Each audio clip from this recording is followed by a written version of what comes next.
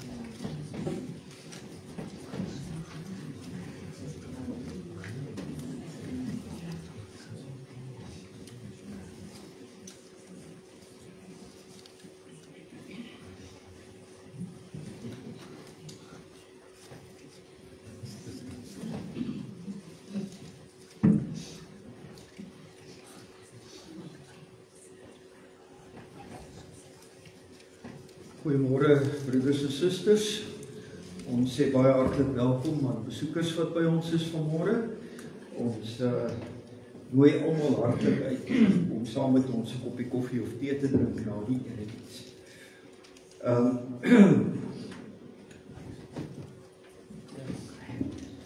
Ons die kollekte onder die erediens vanmôre is vir die diakonale kas en by die Here vir die instandhouding van die erediens.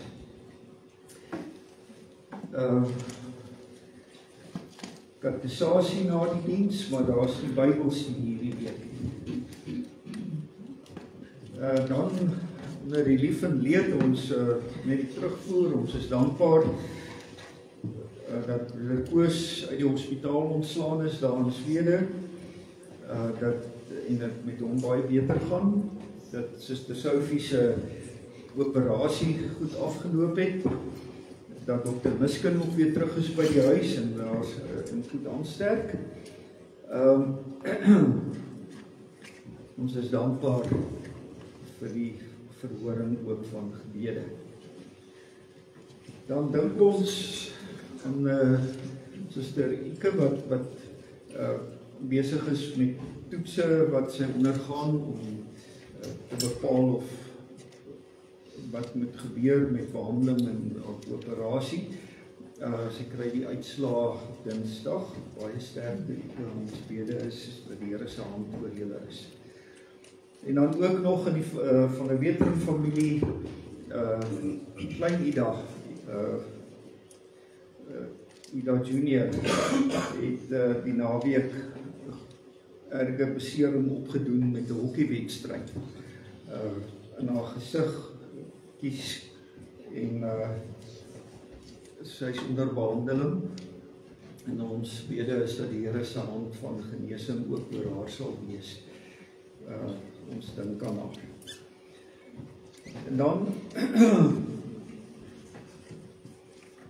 ons verjaardag hierdie week, baie geluk aan Amanda van der Walt wat vandag verjaar, en Nina van Tonder wat Saterdag verjaar. Mag die Here se seën ook oor hulle ryklik wees. Kom ons sing die wat verjaar, die seën van die Here toe, maar ons dink ook, ons bid ook die seën van die Here af oor die wat siek is, wat onder beproewing is. Kom ons sing Psalm 134, die 4de vers, sittende saam.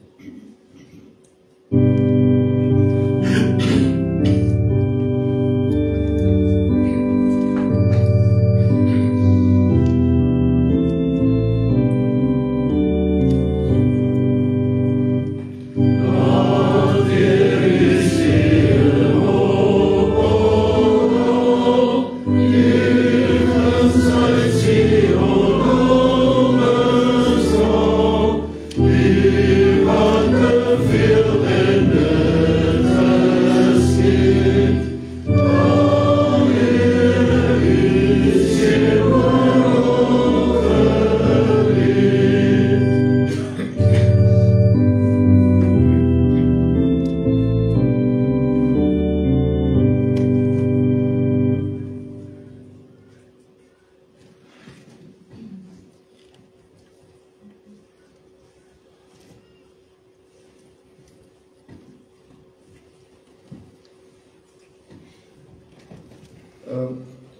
Ons nader voor die Here met skrifberuiming 20:2.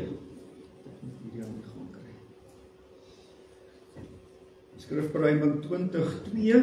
Ons sing daarvan die eerste en die laaste vers. Ons sing dit sittende saam.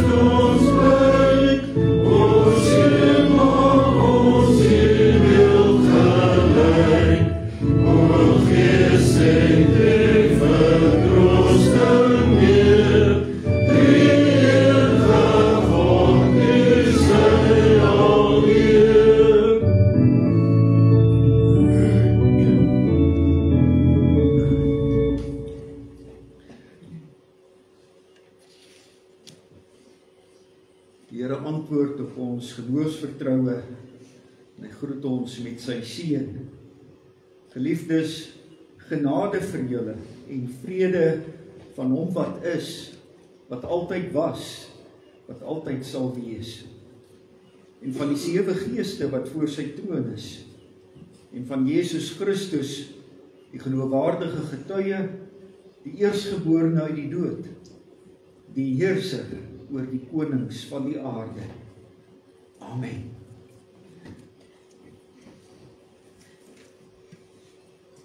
Op hierdie Sondag in die kerklike jaar vier ons ook die Pinkster. Dis Pinkster Sondag en in hierdie seëngroet van die Here ook wat hier uit Openbaring 1 kom. Die 7 geeste voor die troon, natuurlik nie 7 verskillende geeste nie, die simboliek van Openbaring is die volheid van die werking van die Gees wat so voorgestel word. Die Gees wat nie enkelvoudig werk nie, maar meervoudig. En daarom hierdie beskrywing van die 7 wat in Openbaring 'n volheidsgetal is. Ons loof die Here met lied 188 en skrifberuiming 8:3 wat op dieselfde melodie is, wat ons saam sing, die drie eenheid van God, maar wat dan ook die werking, die Gees wat deel is van die drie eenheid. Daarna gaan ons geloof bely, geloofsbelydenis van Nicea wat ook 'n bietjie uitbrei op die werking van die Heilige Gees, en daarna sing ons 'n loflied tot die eer van die Gees. Skrifberuiming 4:3-4. Ons sing daarvan al 3 die verse. Ons sal staan wanneer ons hierdie liedere sing.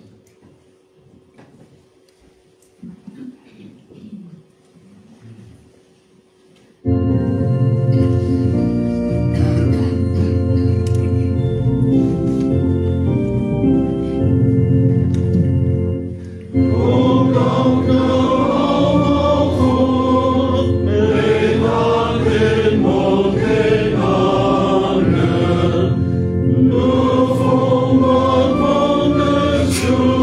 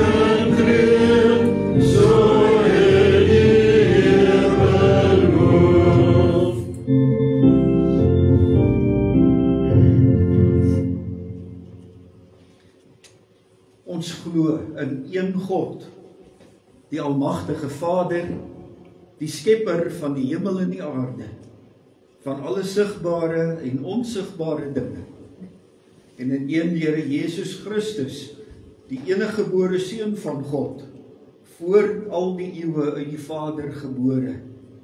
Hy is God uit God, lig uit lig, ware God uit ware God, gebore, nie gemaak nie, een in wese met die Vader, deur wie alles tot stand gekom het. Hy ter wille van ons, mense, en ons saligheid uit die hemel neergedaal, en het deur die Heilige Gees uit die Maagd Maria vlees geword. Hy het mens geword. Onder Pontius Pilatus is hy gekruisig. Hy het gelei en is begrawe. Op die 3de dag het hy volgens die skrifte opgestaan, en hy het na die hemel opgevaar.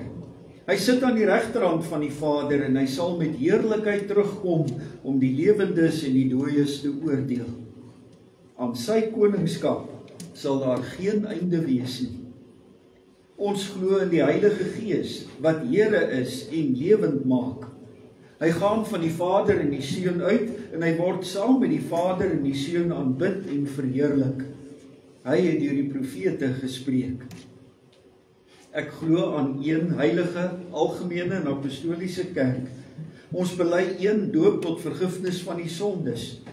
Ons verwag die opstanding van die dooies en die lewe van die toekomstige bedeling. Amen.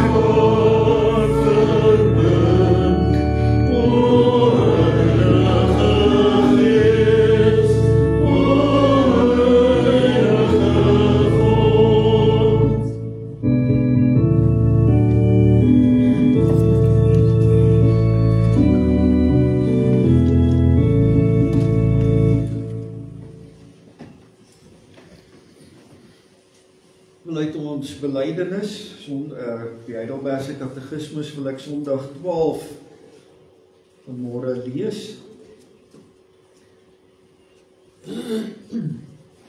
Waarom word Jesus Christus, wat gesalfde beteken, genoem? omdat hy deur God die Vader bestem en aangestel en met die Heilige Gees gesalf is tot ons hoogste profeet en leraar wat aan ons die verborgde raad en wil van God aangaande ons verlossing ten volle bekend gemaak het. Tot ons enigste hoëpriester wat ons met die enige offer van sy liggaam verlos het en met sy voorbidding gedurig deur die Vader vir ons intree. Tot ons ewige koning wat ons met sy woord en gees regeer en ons by die verlossing wat verwerf is beskerm en bewaar. Ons het verlede week ook bietjie stil gestaan by Jesus die Christus, Handelinge 2 wat ook sê God het hom uitgewys as die Christus, die gesalfde, die Messias. Maar belangrik wat dan daarby gevra word. Die volgende vraag: waarom word jy 'n Christen genoem? Omdat ek deur die geloof 'n lid van Christus is en daarom deel aan sy salwing het, sodat ek sy naam kan bely as profeet, myself as 'n lewende dankoffer aan hom kan toewy as priester, en in hierdie lewe met 'n vrye gewete teen die sonde en die duiwel kan stry, en hierna met Christus in ewigheid oor alle skepsels kan regeer. Koning. Ons gaan net nou verder hierby stil staan, maar hierdie belangrike saak uit die woord wat ons bely. Ek word Christen genoem, wat aansluit by die woord gesalfde, omdat ek deel in die salwing van Christus. Ons sal net nou verder hierby stil staan, maar kom ons sing lied 440 wat hierby aansluit by hierdie belydenis. Ons sing vers 1, 2 en 3 van lied 440. Ons kan maar sit terwyl ons dit sing.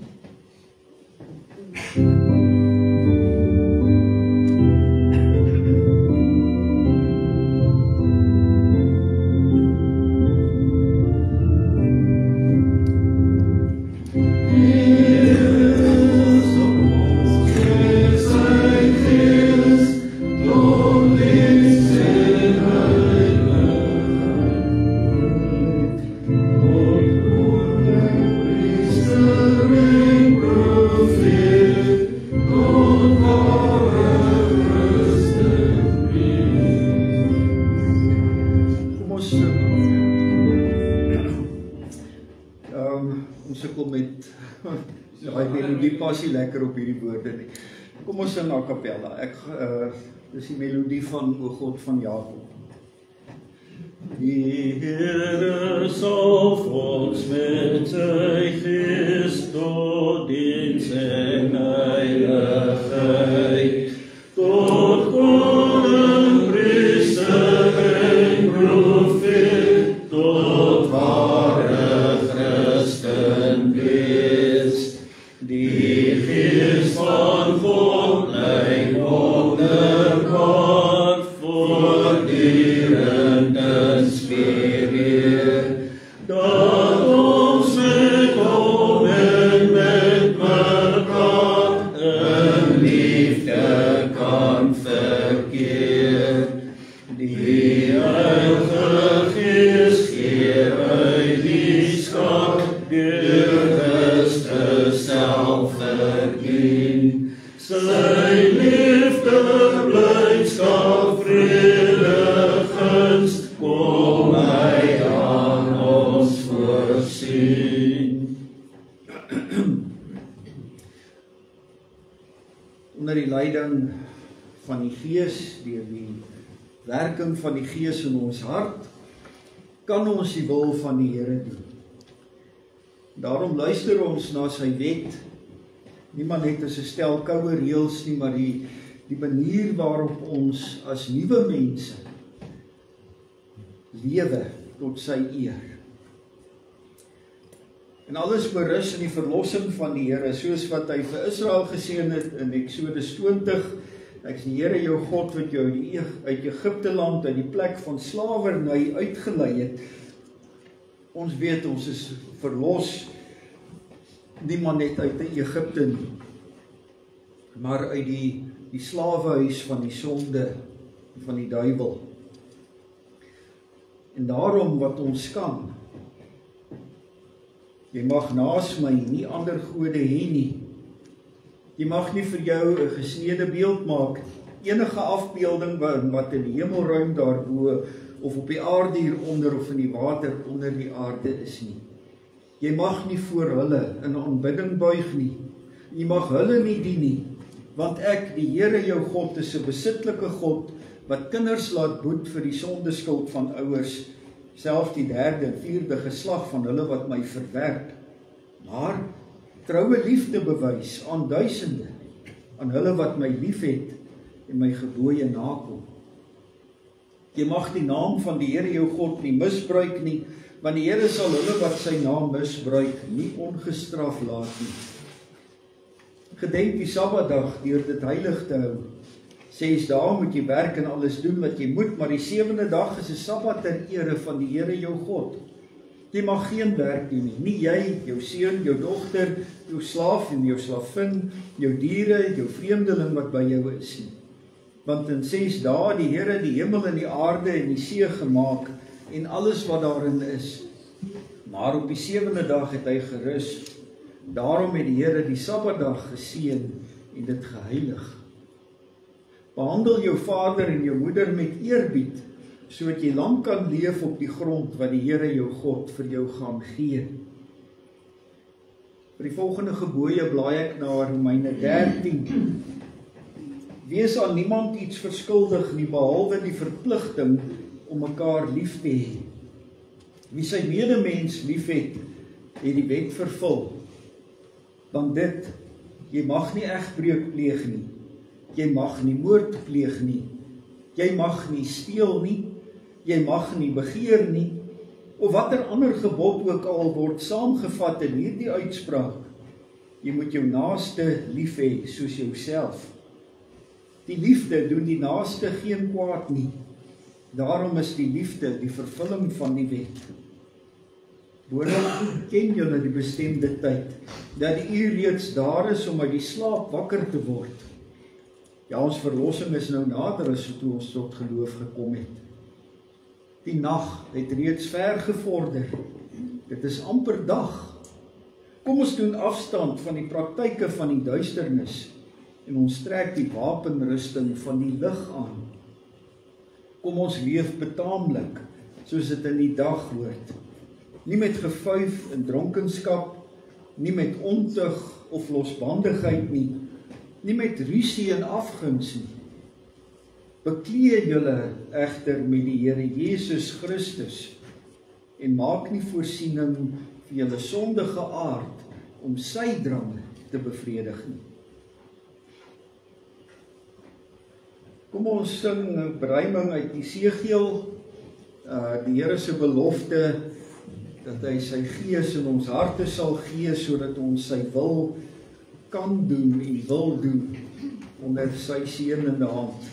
Skrifberuiming 8:1, ons sing vers 1 en 2 albei die vers. Ja. Was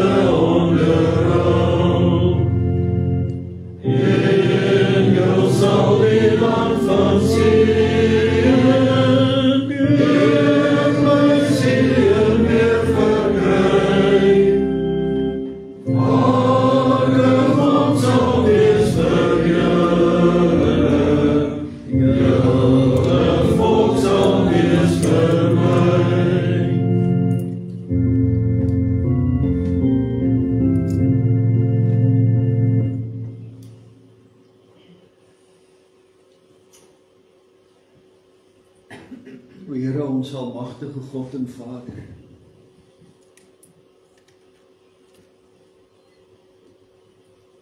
ons dankie dat ons voor U kan buig.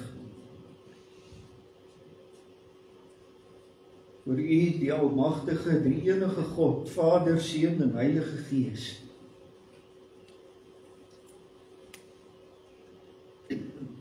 Ons dankie dat ons die reg het om in U teenwoordigheid te kan kom.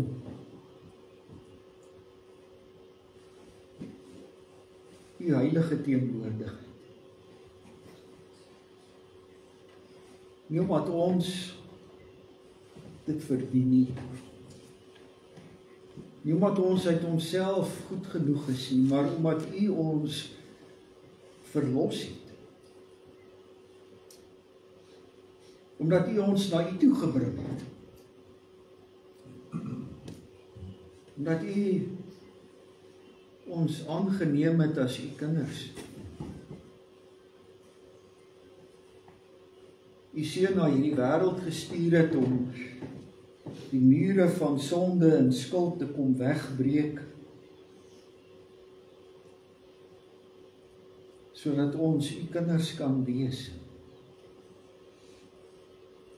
Dat U deur die Gees in ons harte kom werk het en verandering gebring het en in ons harte kom verander het, sodat ons U wil ken, na U toe wil kom.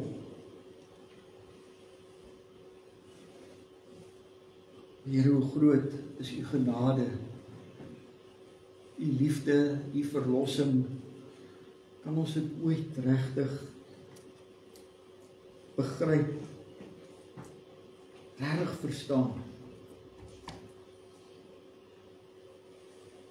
Maar dankie Here dat U deur U Gees ons onder die indruk bring van U genadige liefde en verlossing.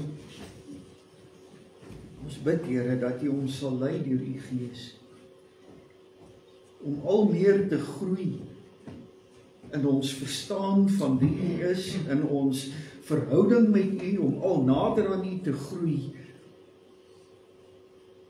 Trek ons al meer nader, Here, en lei ons deur U Gees om al meer heilig te lewe tot U eer.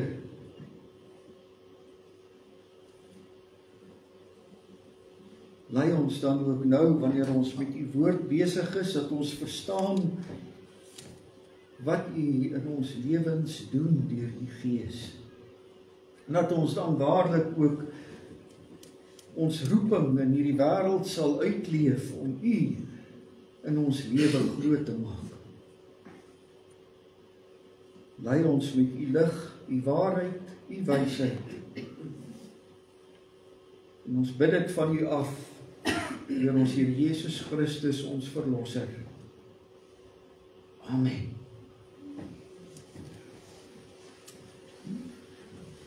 Ek wil 'n paar gedeeltes lees vanmôre wat aansluit by Pinkster. Wil ek Numeri 11 gedeelte lees. In Numeri 11 kla Moses by die Here dat om Israel te lei vir hom 'n onhanteerbare taak is. Hy kan dit nie alleen gehanteer kry nie. Dan lees ons in vers 16. Die Here sê toe vir Moses: "Maak vir my 70 manne, die oudstes van Israel bymekaar, van wie jy die ervaring het dat hulle die oudstes van die volk en opsieners is. Neem hulle dan na die tent van ontmoeting en laat hulle daar by jou staan. Ek sal afkom en daar met jou praat. Ek sal 'n deel van die gees wat op jou rus wegneem en op hulle plaas.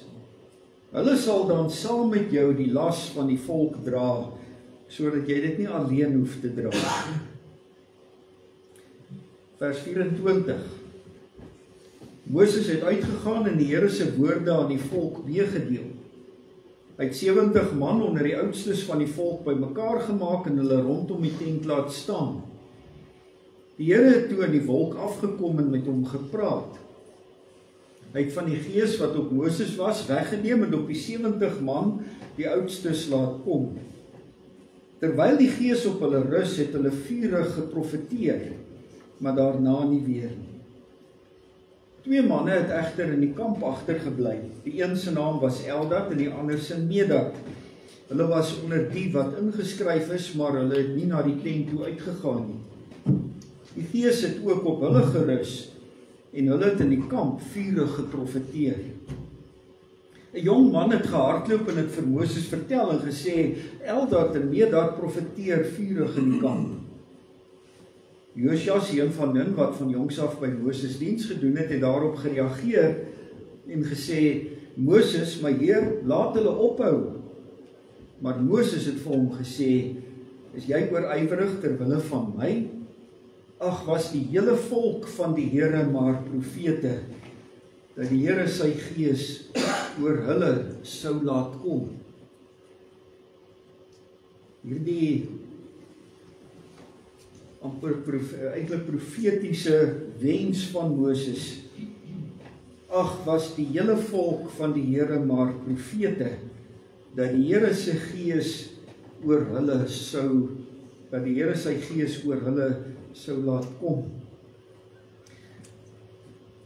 Handelinge. Paar verse uit Handelinge 1. Dit is na die opstanding van Christus, terwyl hy sy disippels onderrig voor die hemelvaart. Dan lees ons vers 4, terwyl hy met hulle saam geëet het, het hy hulle beveel, moenie uit Jerusalem weggaan nie, maar bly wag op die Vader se belofte wat julle van my gehoor het. Want Johannes het wel met water gedoop, maar oor nie baie dae nie sal julle met die Heilige Gees gedoop word. Dan toe hulle weer bymekaar was, het hulle hom gevra, Here, gaan jy in hierdie tyd die koninkryk vir Israel weer oprig? Maar hy het hulle geantwoord, dit is nie vir julle om die tye en spesifieke geleenthede te ken wat die Vader in sy eie mag bepaal het nie. Dit gaan hier dan oor die tye en geleenthede van volke in die wêreldgeskiedenis. Maar julle sal krag ontvang wanneer die Heilige Gees oor julle kom en julle sal my getuies wees in Jerusalem, in hele Judea en Samaria en tot aan die einde van die aarde. Dan lees ons hoofstuk 2. Toe die dag van die Pinksterfees aanbreek, was hulle almal op een plek bymekaar. Onverwags het daar uit die hemel 'n geluid soos die van 'n kragtige stormwind opgeklink en dit het die hele huis gevul waar hulle gesit het. Tonge asof van vuur het aan hulle verskyn, verdeel en op elkeen van hulle neergedaal. En almal is vervul met die Heilige Gees en het in ander tale begin praat soos die Gees aan hulle gegee het om hardop uit te spreek. Destyds het daar vroom Jode uit elke nasie onder die hemel uit in Jerusalem gewoon. Toe daardie geluid opklink, het die menigte saamgedrom en was verward, omdat elkeen gehoor het hoe daar in sy eie taal gepraat word. Let net daarop, dit is op hierdie stadium nog almal Jode. Verstom en verbaas het hulle gevra, kyk, is almal wat daar praat dan nie Galileërs nie?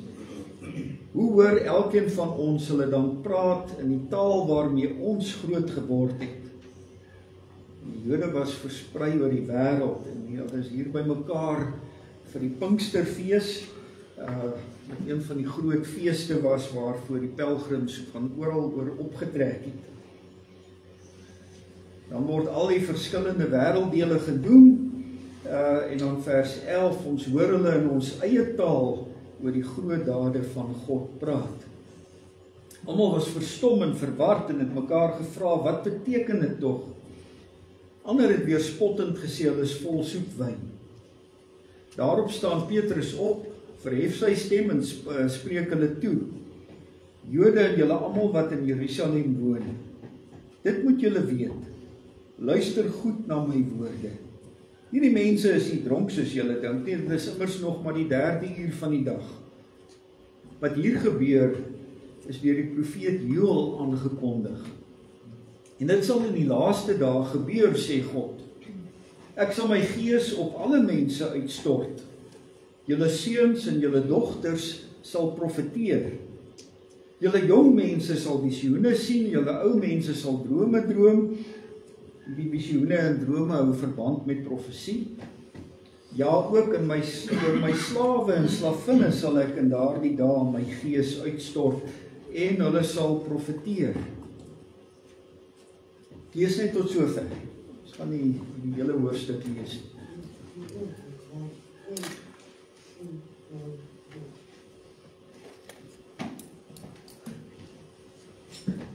Pinkster, geweldige belangrike moment in die wêreldgeskiedenis, die kerkgeskiedenis.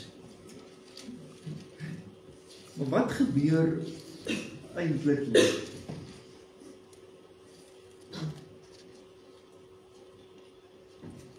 Partykeer word dit voorgestel asof die Heilige Gees hier vir die eerste keer begin werk. Dit word soms so amper so voorgehou asof die Heilige Gees nog die hele tyd maar eintlik dormant was, eintlik nie aan die werk nie. Hy was daar, maar nog nie regtig. Net eers met Pinkster begin die Heilige Gees werk. Is dit waar? Dit word dan so amper voorgestel asof ons die Ou Testament het waar die Vader werk, dan kom die Seun om die oorgang te bewerk en dan kry ons hy so die skarnier tussen die twee, dan kry ons die era van die Heilige Gees. Maar selfs die wat sê die Ou Testament, die Vader is 'n rigiede God, streng God, en dan kom Jesus en hy maak dit moontlik dat dit kan oorgaan na die ander God, die Heilige Gees God, wat dan nou vriendelik is en sag en wat vir ons 'n baie beter era gee. Soos of daar 'n verandering in God kon wees. Maar die Bybel verkondig vir ons dat God drie-enig is van die begin af. Die Heilige Gees is al in die Ou Testament ook werksaam. Daar's nie dinge wat met Pinkster vir die eerste keer kon begin gebeur nie.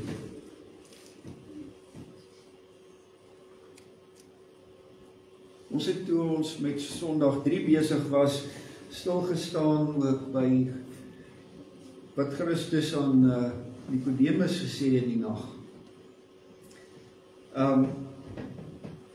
Toe hy hom kom vra het, en hy vir hom gesê het, niemand kan in die koninkryk kom as hy nie weergebore is. Die belangrikheid van die wedergeboorte wat deur Christus daar al verkondig is.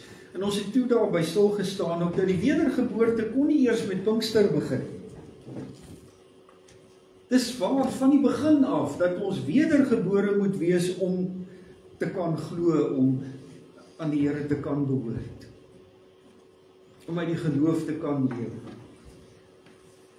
Dis onmoontlik dat dit eers met Pinkster begin gebeur het. As dit toe eers begin gebeur het, is die implikasie dat of mense kon sonder die Gees tot geloof kom, wat dit dan onnodig maak dat die Gees uitgestort moes word, of dat in al die duisende jare voor Christus daar nie een enkele mens gered is. Dit kan tog nie wees nie. Ja, Dawid sing ook al van die gees van die Here wat in hom moet bly en wat sy hart moet herskep. Onder andere. Die Heilige Gees is van altyd af van die werk in die harte van mense om hulle tot geloof te bring. Om mense na die Here toe te bring. Dit kon nie eers met Pinkster gebeur nie. Hier word dan ook nie iets gesê van hulle is toe wedergebore of iets in daardie lyn.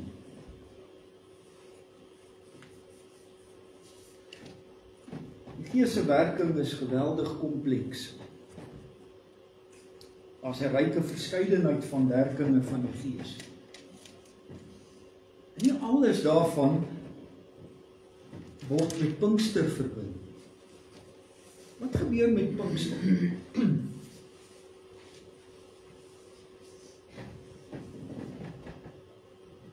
Hier is 'n salwing wat plaasvind.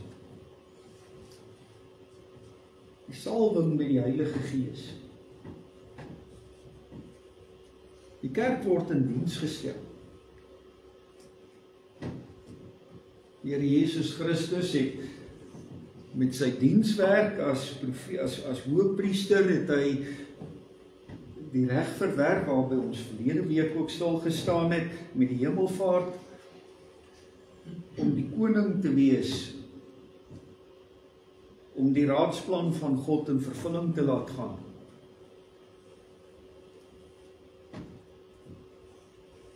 Met hemelvaart het hy sy troon bestyg.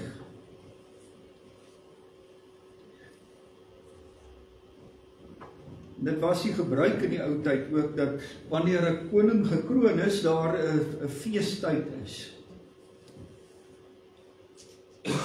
Maar na afloop van daai feestyd, wat die kroning vier, is dit tyd dat die koning begin met sy regering en dat die werk begin. Dan het die koning sy amptdraers aangestel. Ons kan maar sê sy kabinet saamgestel.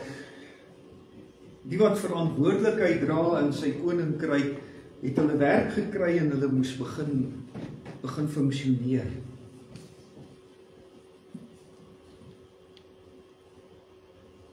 En so simbolies verloop daar 10 dae, 'n volheidsgetal ook van na die hemelvaart van Christus, en dan word dit tyd vir die kerk om te begin werk.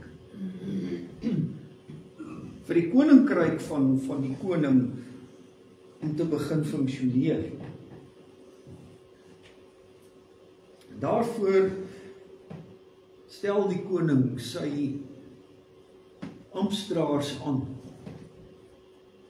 En hy rus hulle toe vir die taak wat hulle moet doen. Hy salf hulle met die Heilige Gees wat hulle toerus vir hulle werk. Ook hier nie iets wat vir die eerste keer gebeur. Die Here het in die geskiedenis mense gesalf vir bepaalde werk. Konings, priesters, ook profete. Maar dit was enkeling. Die hele volk was nooit in diens gestel gewees. Daar was leiers gewees wat die verantwoordelikhede gedra het. En wat gesalf is vir hulle taak, simbolies ook gesalf met fisiese salwing, maar dan eintlik dit verteenwoordig die salwing met die Heilige Gees.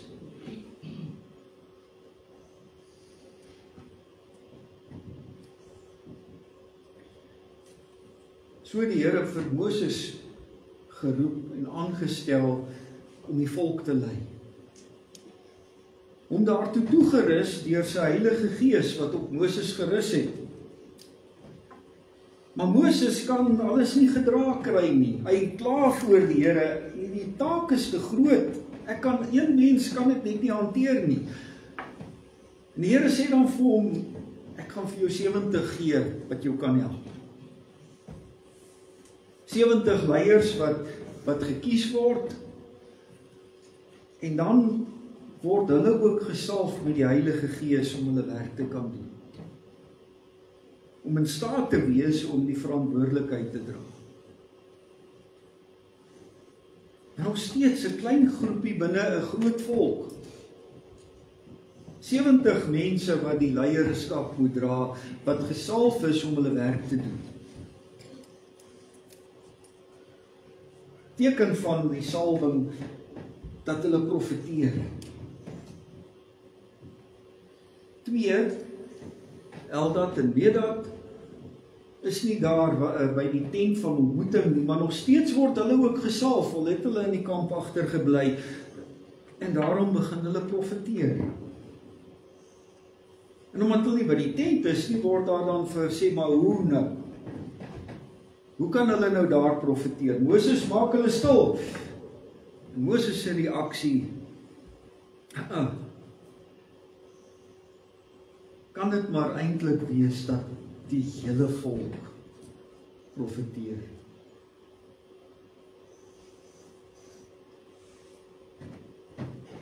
Dis wat met Pinkster gebeur. Waar in die Ou Testamentiese tyd daar net enkelinge was wat spesiaal geroep is en aangestel is en vir hulle taak gesalf is. In die nuwe bedeling na Christus die koningskap aanvaar het, stel hy sy hele kerk aan. Elkeen word geroep om dienswerk in die koninkryk te doen. Elkeen.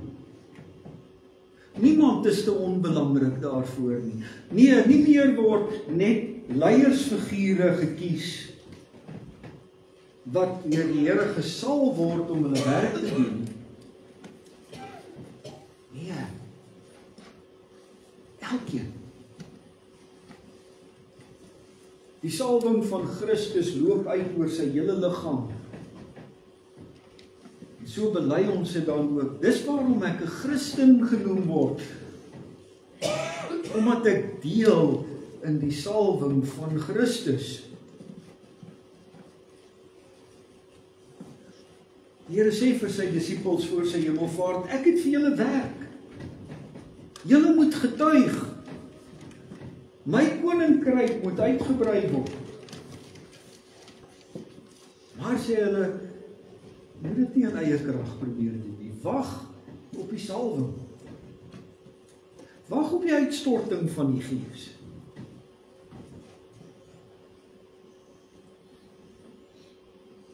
Die Here stuur hulle dan toegerus die wêreld in. Maar so elkeen wat in hom glo. Maar in die Ou Testamentiese tyd, dit was asof daar net enkele druppels val. Het ons met Pinkster stortreën wat oor almal kom. Almal geroep en toegerus. En dis wat Petrus dan ook sê, wat het hier gebeur? Dis wat Joël geprofeteer het. Die profeet Joël het geprofeteer, daar kom 'n dag dat almal deur die Here gesalf sal word en sy profete sal wees. Die seuns, die dogters, die kinders wat ons nog nie dink dit kan doen nie, ja, ook hulle sal profeteer. Ook die slawe en slavinne, hulle wat ons dink dalk nie dit werd is nie, want hulle is maar net die dienswerkers in die huis. Hulle sal profeteer, sê Joël.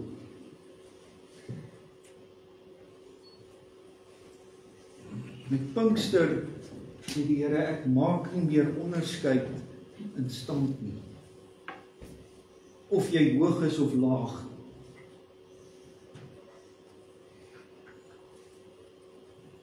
Wat jou posisie is. Waar jy inpas in die samelewing, dit is nie belangrik nie. Die Here laat elke een deel in die salwing met die Gees. elkeen wat 'n roeping het, elkeen wat kan in die diens van die Here belangrik is, 'n taak het. Iets wat gedoen moet word. En wat nie in eie krag gedoen hoef te word nie, maar gedoen word in die krag van die Here wat ons toerus daarvoor. Sodat ons dit kan doen. Die Here sê, dis die belofte. Johannes het met water gedoop, maar julle sal met die Heilige Gees gedoop word. Maar reeds Johannes se waterdoop het vir Christus, toe hy hom daar doop het, dit was die teken van sy salwing. Daai verbinding met Johannes se doop maak ook 'n verbinding met die salwing van Christus. Want Christus is daar gesalf. Die Gees het duidelik op hom neergekom, soos 'n duif, en op hom gaan rus. Met sy amptsaanvaarding, toe hy gedoop is, hy gesalf as ons koning, priester, profeet, die hoogste. Daar is hy aangewys as die Messias, die Christus, die gesalfde.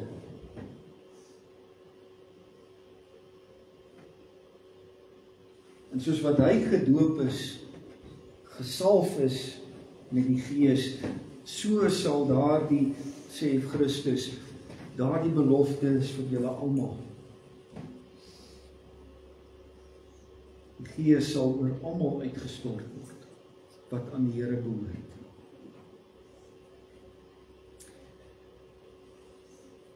Dis nie iets wat weer hoef te gebeur nie.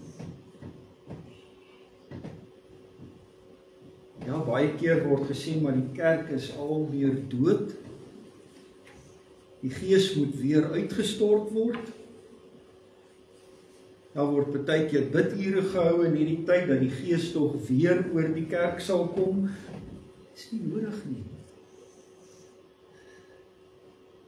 As jy jouself 'n Christen noem, is jy 'n gesalfde van die Here. Wat ons het moet begin doen, is om weer te besef, maar dit werk om te doen. Herlewing sal nie kom omdat die Gees weer uitgestort word nie, maar omdat die gelowiges weer besef, maar ek het werk in die kerk, in die koninkryk van God. Ek is ook belangrik. Ek het 'n roeping om uit te leef, en ek moet dit begin doen. Dit is die probleem in die kerk vandag. Die probleem is nie dat die Gees nie uitgestort is nie. Die probleem is dat die wat die werk het, terugsit en sê, maar ek gaan dit nie doen nie. Dat ons sit en sê, nee, maar daar is mos 'n dominee. Nee, maar daar is mos ouderlinge. Nee, daar is mos diakens. Laat hulle die werk doen. Ons skuif die verantwoordelikheid wat die Here vir ons gee van ons af weg. En dis wat ons vandag weer moet hoor. Elkeen het werk in die koninkryk. Daar is nie net enkele gesalfdes in die kerk van die Here nie. Net enkeles wat alles moet doen nie. Die probleem is nie dat die Gees nie uitgestort is nie. Die probleem is Christene wat met die Gees sit en nie wil werk nie. Wat nie hulle verantwoordelikheid verstaan of wil nakom nie. Verstaan jy dat jy 'n roeping het? Dat God jou in sy diens wil gebruik. Ja, dalk nie as 'n predikant of 'n ouderling of 'n diaken nie, maar dit beteken nie dat jy nie werk het nie. Dat jy nie verantwoordelikheid het nie. Dat die Here nie ook aan jou gawes gee deur sy Gees waarmee jy spesifiek moet werk. Soek waar is jou plek in die liggaam van Christus? Ek kan myself nie 'n Christen noem as ek nie daarmee erken dat ek deel in die salwing van Christus is. Want dis wat die naam beteken. Om te sê, ek is 'n Christen, maar ek het nie 'n werk in die koninkryk nie. Dit bots teen mekaar. Dit ontken die naam. As jy wil sê, ek is 'n Christen, as iemand vir jou vra, wie is jy? Dan moet jy daarmee saam weet, ek is 'n gesalfde van die Here en ek het werk om te doen in sy koninkryk. Getuienis om te lewer as profeet, dienswerk in die koninkryk van die Here as priester, regering oor die sonde in my lewe as koning.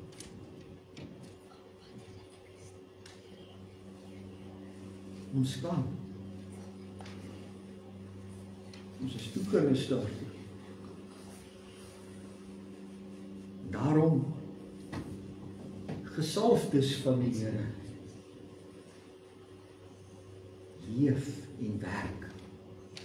Raak meer en meer aktief.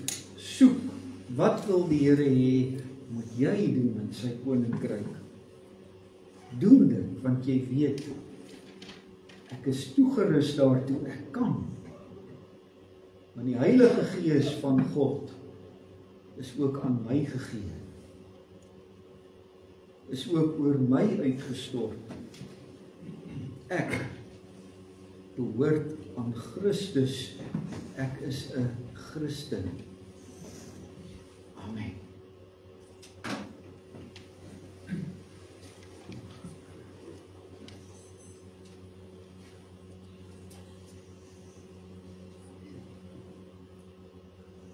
Here ons almagtige God. Ons dank U vir die volheid van U verlossing.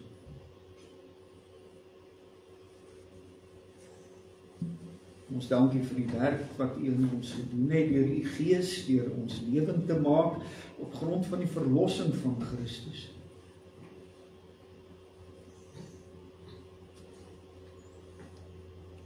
Ons dank U Here dat U Gees nie van ons weggaan nie, maar ook oor elkeen van ons is. Here,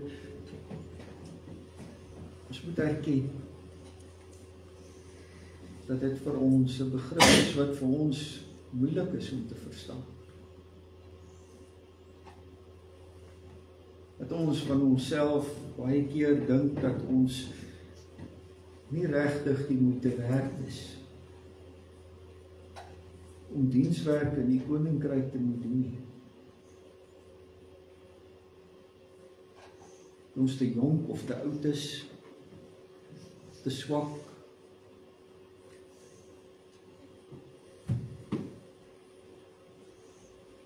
dat ons vaskyk in dinge wat in ons lewe is, wat ons dink, maar dit maak dat ek nie kan werk in koninkryk.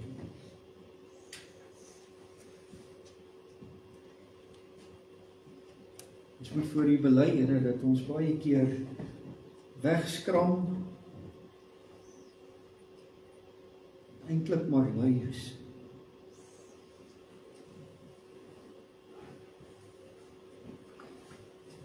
Help ons, Here, om te verstaan wat dit beteken om myself 'n Christen te noem.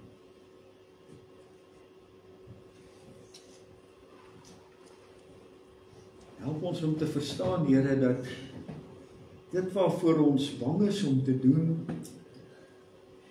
ons geloof uit te leef in vrugte, in opoffering, in doen. Daai dinge waarvoor ons bang is, dat ons nie daarvoor hoef bang te wees.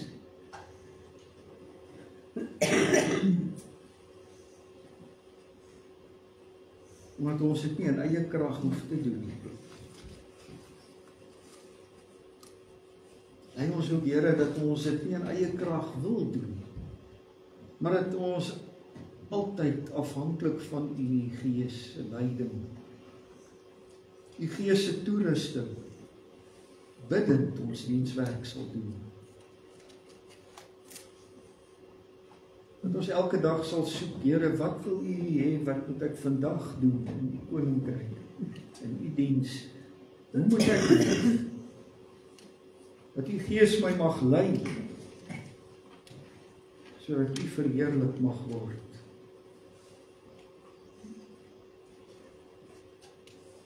Wil U gee dat U kerk dwars oor die wêreld kragtig aan die werk sal wees. Lewend sal wees, omdat elke lidmaat lewe.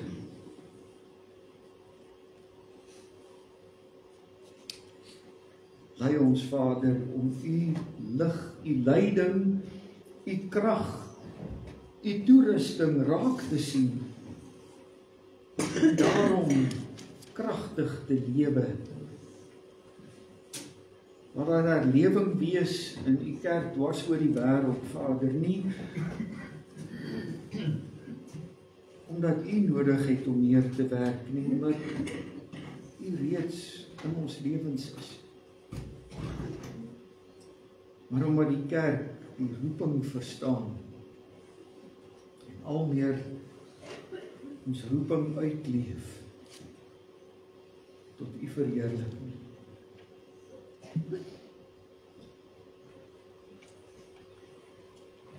Here, dankie dat ons met U kan praat ook oor al die dinge in ons lewens, ons daaglikse versorging, ons gesondheid.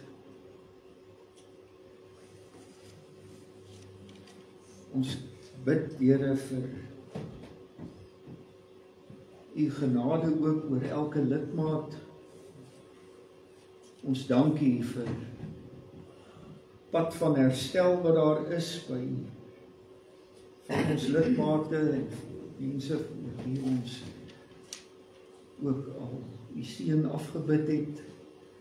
Ons bid vir hulle wat nou worstel ook nog met gesondheid en siekte en herstel.